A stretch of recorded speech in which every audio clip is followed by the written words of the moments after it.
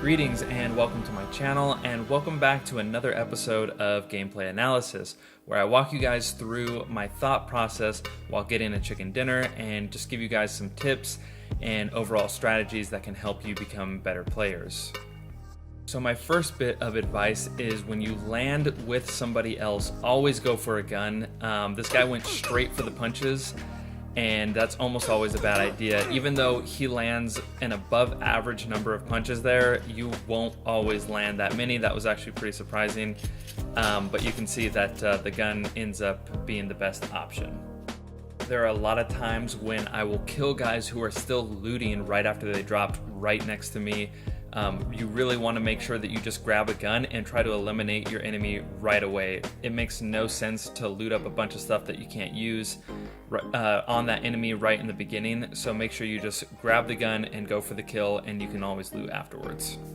Okay, so shortly after this, I run into a guy who doesn't know I'm here. I heard his footsteps, I stopped moving, and then I inched my way around this wall, and I'm just listening to where he's gonna go, because I want to make sure that I get him in a position where he's most unsuspecting. You'll notice that a common theme in a lot of my chicken dinners is playing patient instead of playing aggressive. And that might not be what works for everybody, but it definitely works for me. So if you notice that a lot of times I'm waiting, it's on purpose, and it's just because that's what I found to be the most successful.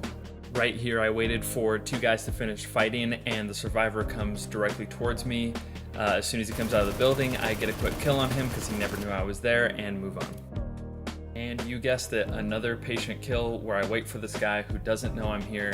I actually left that vest on the ground even though my level 2 was busted up a bit, because I was hoping it would distract him when he came out, slow him down, and give me a little bit of time just to finish him off. Now, I'm already at 4 kills, and none of those guys ever even shot at me. I know that a lot of you guys like to play aggressive, but again, this specific strategy is much more passive, and you can see by the end results that I still get a lot of kills with this method. My next tip is to always run in places where you can seek cover quickly. Even in these wide open spaces, there are a few trees here, and if it's out of your way, it's still going to be worth it to stick close to them so that if someone starts shooting you like this guy does to me, you can get behind cover and engage them.